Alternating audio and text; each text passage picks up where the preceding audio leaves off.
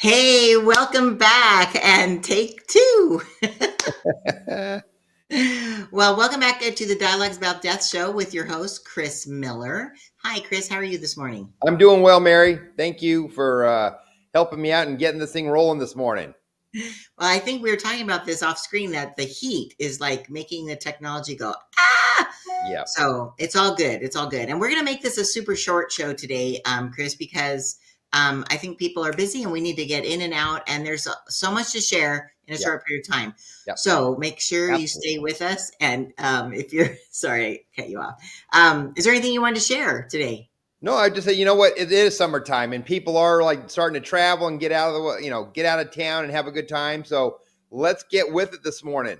I love it. Okay, cool. So we're going to get right into it. Today we're talking about what is how to pick your cremation, because there are so many. So Chris, I kind of wanted you to kind of give a general overview at first, then we're going to dive deep into different cremation types, because there are so many new things and you're very innovative and you're always coming up with the cutting edge stuff. So I'm going to go off screen so you can answer this question in general. Thanks. Sure.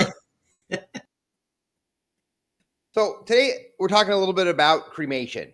And if cremation is something that is something that you desire at the time of your death and a means for disposition, then we're going to talk about that a little bit today. And what we offer at Thomas Miller Mortuary here in Southern California is gas or flame cremation. So when cremation takes place, once we get all the documentation, everything prepared and settled, we will go ahead and get your body prepared and put it into a machine called a retort. And a retort is kind of a large vessel. It's kind of like an oven that is made with high like powered bricks. So it takes a lot of heat. And what we do is we introduce flame with a natural gas to begin the cremation. And the cremation will take place, I usually say it's about like 100 pounds per hour, but it's typically anywhere from, say, an hour and a half to 3 hours for an average cremation, depending on the size of the person and depending if they were embalmed or prepared, the type of cremation container they were in, if they were just in a simple minimum cardboard cremation container, or if they might have been in a heavier cardboard container, or if they were in a wooden casket. So there's different levels of types of containers that your body can be placed into for cremation. So that also kind of enhances the time that it takes to have someone cremated. But go right ahead. No, go ahead. You're going to say, but I was waiting for you to come on so I can tell you more. Well, okay. So I just want to point out, because some people, the reason we're talking about different kinds of cremation is that there are people have different preferences and they might have heard something from someone or they go on the interwebs and they go, oh, and they get scared of like, oh, I don't want to do this.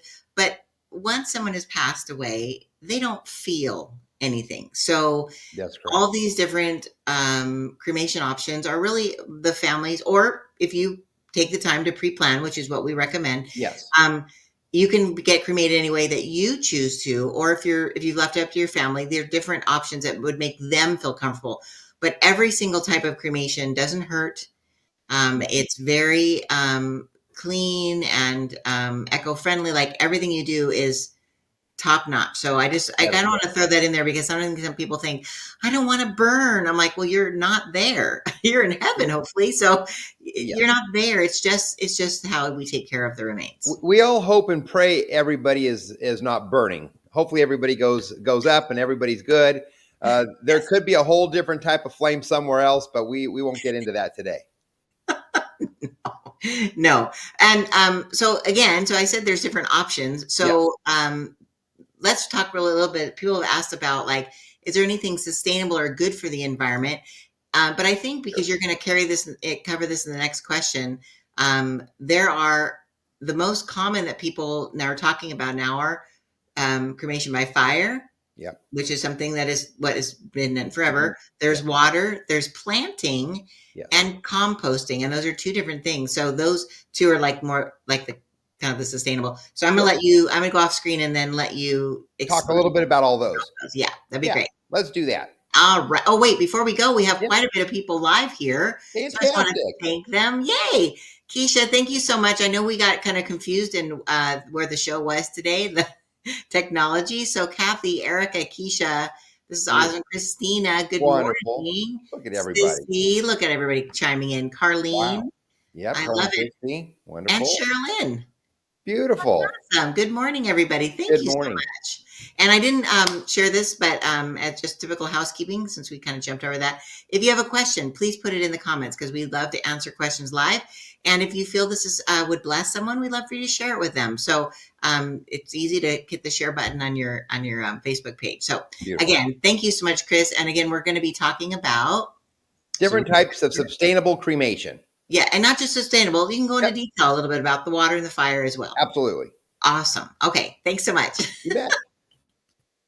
So, in addition to what we offer at Thomas Miller Mortuary, which is fire or flame cremation, there's been some new technology out there for probably the last 5-10 years, and it's just starting to catch on here in California. And it's called alkaline hydrolysis. And what that is that's cremation using water. And people say, well, how can you cremate with water? Well, what they do is your body is placed into a chamber filled with water and a chemical called lye. And lye is part of it's a chemical that's natural in the environment, and it helps break down the body into just its ashes. So it'll dissolve and break down all of your skin and flesh and all the organs. So then you just have your bones left to process afterwards.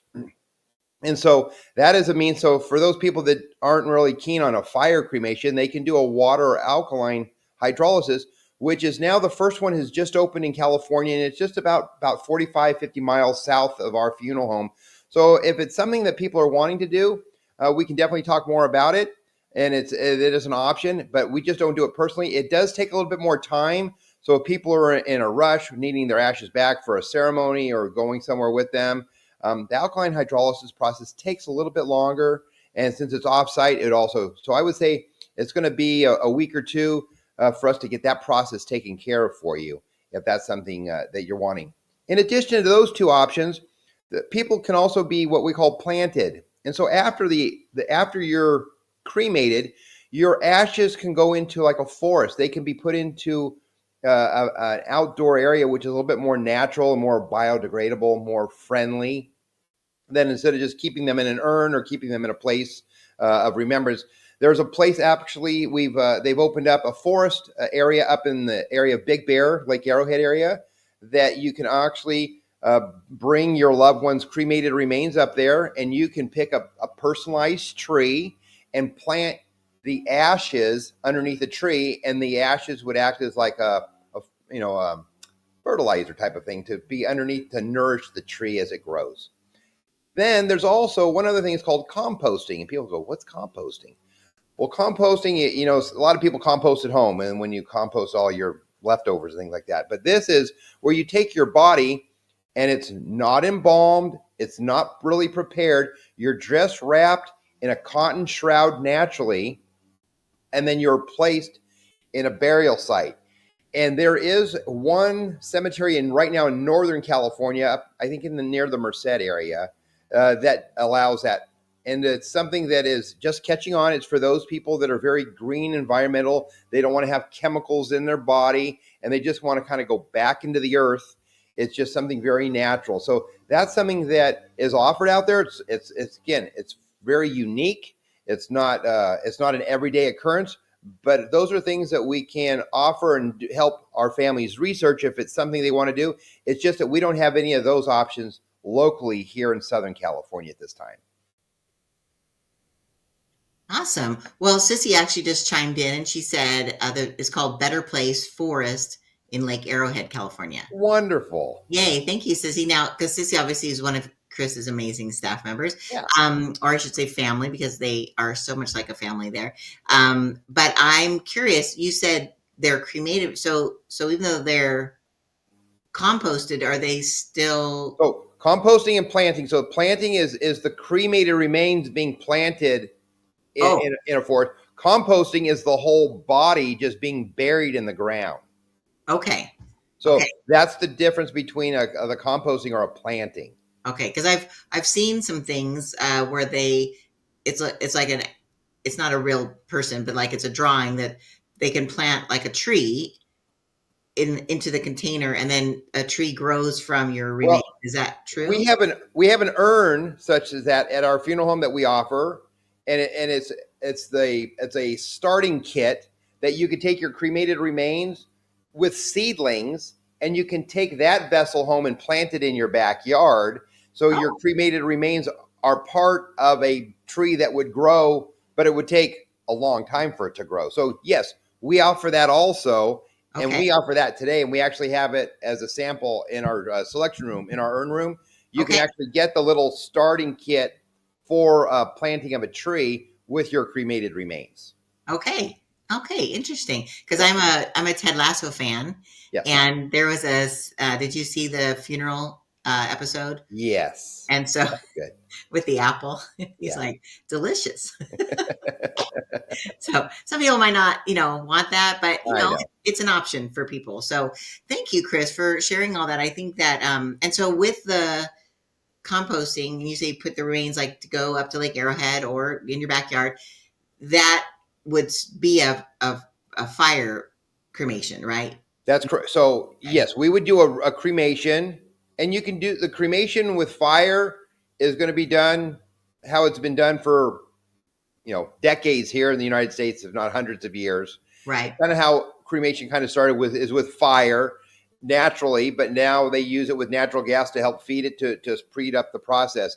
The alkaline hydrolysis process is using water and lye, so it kind of does sterilize everything. So there's not a lot of nutrients in the ashes. There's not a lot of nutrients in your ashes even with fire because of the it gets so hot. It does kind of make them sterile.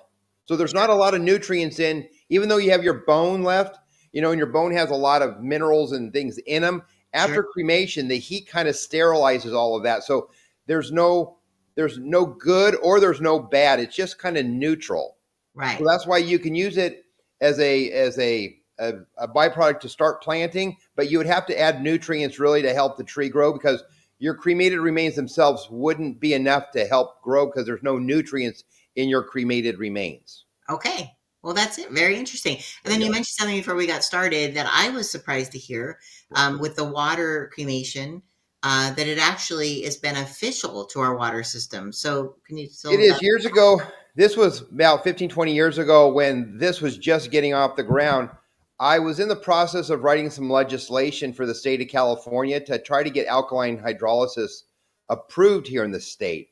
And it Okay. went all the way to Sacramento, and our legislators worked on it, and they kept shooting it down for several years, kind of being a political thing. And I'm not going to get political today, but it was just kind of a political thing here. Sure. And it went back and forth for several years, and we just finally gave up on it and said, you know what, maybe the state's just not ready for it yet. Right. And so about 5, 6 years ago, somebody picked it up again and ran with it, and they finally got it approved. And so it's just really, again, we just had the first one here in the state of California approved like this a year and a half, 2 years ago. It's been very recent. Oh, wow. Okay. Yeah, so it's very new to our state. He's the first one. It's down in Fallbrook. It's just, like I said, about 45 minutes to 50 minutes from us.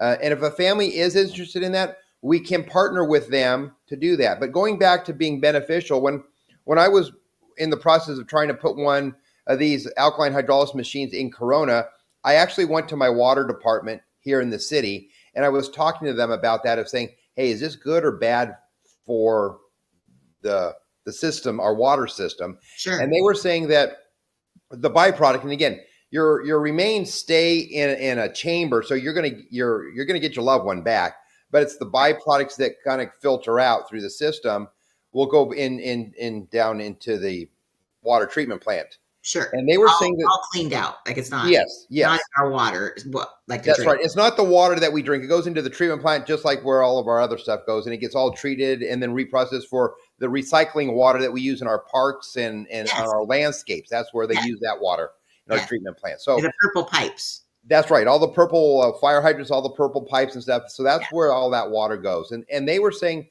that if I were to introduce that into our water system, that it would actually benefit and help the city's water system because it would help neutralize some of all the stuff that's down in there before it gets to the water treatment plant. So it almost would be treating the water before it got to the treatment plant.